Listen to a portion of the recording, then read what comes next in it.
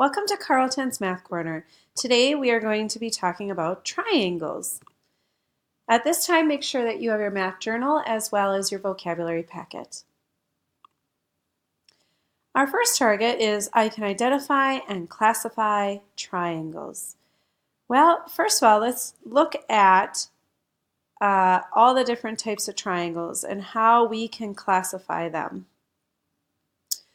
First of all, let's talk about what congruent means, because some of these classification of triangles have to do with congruent segments. And what that means is that the sides of a triangle are equal in length or the same in length. For instance, an equilateral triangle has all equal sides. Now, there are two different ways to classify triangles. One is with sides, and the other one is with angles. So let's first look at the way that we can name triangles, and that's what classifying means, is that we give it a name. Well, we're going to give it a name with sides, and then we're going to give it a name with angles. So if you look at, first of all, we just talked about equilateral. So equilateral means all the sides are the same or equal. Isosceles is where two of the sides are equal or congruent. And then scalene means none of the sides are congruent. They are all in different lengths. Now, angles, we can classify triangles by their angles as well. Acute means all of the angles inside the triangle are all smaller or less than 90 degrees. They're acute angles. Obtuse means that there's only one angle within that triangle that is obtuse. And then a right triangle means that there is one right angle. So if I want to draw a triangle, let's say I want to draw a triangle with one right angle and two congruent sides. Well, first of all, what I would do is I would draw a 90-degree angle, and it says two of the sides are congruent.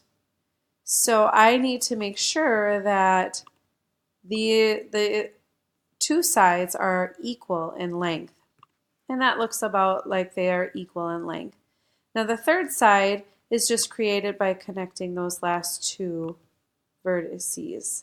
So here's what my triangle would look like. And actually, I'm going to put a 90-degree angle symbol in there so that we know that it's a right angle. And now we got to name this. Well, first of all, let's name it because there are two sides that are equal. So I'm going to put one dash for both of them. And we're going to put two dashes for this one because we're going to say that that one is not congruent with the rest. And so let's name this. First of all, we're going to start off with the angle. And it looks like it's got one right angle. And so we're going to call it a right triangle. And then we're going to name it based on the sides. Well, there's two equal sides, so that's kind of isosceles. Oops.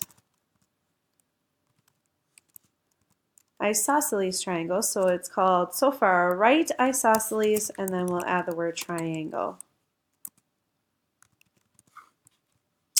Let's look at our next one. Draw a triangle with one obtuse angle and no congruent sides. Well, if you take a look at this, this is a triangle where I drew a triangle that has one obtuse side, or one obtuse angle. The rest of them are acute. And then there's no congruent sides. And notice I put tally marks, one here, two there, and three there, and none of them are the same. So that shows you that the sides are not congruent. And so if we want to classify this, we start off with the angles. We have one obtuse angle, so it's called an obtuse triangle. And then if we name it by its sides, they're all all of them are different in length, and so that's called a scalene triangle. And then we add the word triangle at the end. So this is an obtuse scalene triangle. The next one, draw a triangle with three acute angles and three congruent sides. Well, here's a triangle, has 3 acute angles, and all the sides are congruent, so that's why they have 1 tally mark. And so if I name this by the angle first, it is called acute because they're all acute angles. And then if you go by the sides, it's called equilateral because they're all equal in length. And then we just add triangle at the end. I can't type. There we go. Acute equilateral triangle. Our last one, draw a triangle with 1 right angle and no congruent sides. So looks similar to this. Here's a right angle. None of the sides are equal in length, and that's why the tally marks show that. Because it has a right angle, it's called a right triangle. None of the sides are the same, so that's a scalene. And then we put triangle at the end. Now let's look at the next target. Our next target is I can't find the missing measurement in a triangle. A missing measurement in a triangle. What I would like you to do, first of all, if you take a piece of paper and you just create a triangle, and it doesn't even matter what triangle you create, and you name each of the angles in the triangle. So like this triangle, I would write an A on it, like write it right on the triangle or on the tip of the triangle. Then write, B, C, etc. It doesn't even matter where you put the letters. But if you name those angles, and then if you take and tear off those angles. So do you see how I drew a line here? That would be about how much you would tear off. And it really doesn't matter what your tear looks like. As long as you have it marked with the letters at the tip, it doesn't matter how far up you tear, but you just want to tear the corners off, okay? Or the vertices off.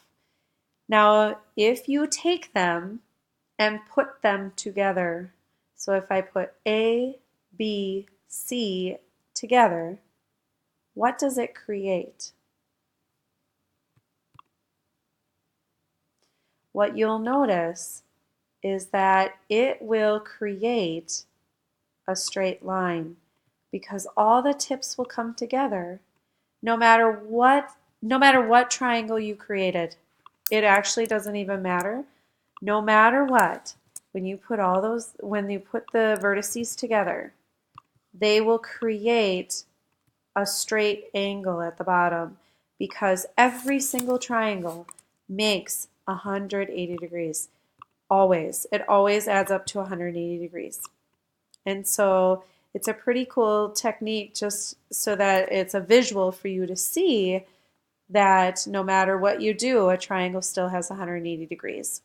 And because it has 180 degrees, I can actually, as long as I'm given 2 of the angles, I can always find the third missing one.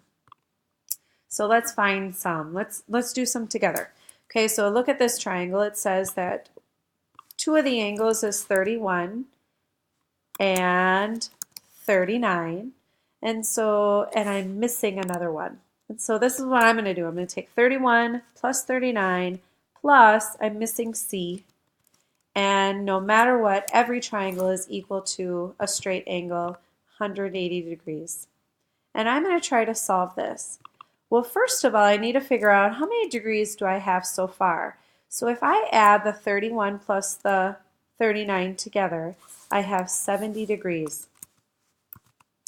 And I know that I need to get to 180. So 70 plus something is 180. Well, if I do the inverse and I subtract 180 minus 70, not 170, 70, I will get an answer of 110.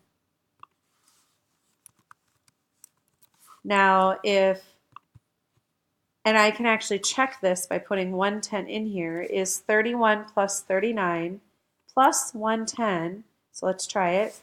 31 plus 39 plus 110. Do I get to 180? Yes. So my missing angle is 110. How about over here? If I have 51 and then a missing angle, and then what angle is this? What's that box mean? Yeah, it means 90 degrees. So I have 51 plus 90 degrees plus I have W that's missing. And all three of those together should be equal 180. So we need to figure out, first of all, how much do we have so far? 141. Good. And we need to add something else to get to 180. So let's do the opposite, the inverse, and let's subtract 141. And let's figure this out. So 141 or 180 minus 141 is, well, W equals 39 degrees. And we can check this out. So let's put in, so we have 51 plus 90 plus 39, and we do get to 180. So our missing degree was 39. Nice job. Now, let's do one last one. Okay, so I have 75 degrees. I'm going to skip this one. So I'm going to move that one over here, but I want you to know that even though we don't have a picture drawn, we still can find a missing angle. So we are told that this is a triangle because it's got 3 degrees, 3 angles, and so we know that if we add all 3 of them together, we still get 180, and so we're missing X. And so I'm going to figure out, first of all, how much do we have so far? We have 125.2 plus something equals 180. Remember, opposite is to subtract. So let's subtract 125.2. And if we take our calculator, we can do 180 minus 125.2, and we get 54.8. Now let's see if that works. 54.8 plus 75 plus 50.2. Yay! So X is 54.8, and it works. Perfect. What is the missing measure? Well, we have a bicycle. Still, it makes a 90-degree angle in there. So let's figure this out. We have 89 plus 60 plus something is equal to 180. So let's figure out how much do we have so far. Okay, so what's 89 plus 60? Well, if we go 89 plus 60, we get 149. And so if we have 149 so far, and we're trying to figure out what's left to get to 180, I can subtract 149 minus, or 180 minus 149, and we find that we get how much? 31 degrees. Awesome. And so my missing number is 31. At this time, for ticket problems tonight, I would like for you to figure out, first of all, name the triangles and then find the missing angles. Thank you so much for joining me at Carlton's Math Corner, and I look forward to meeting with you again.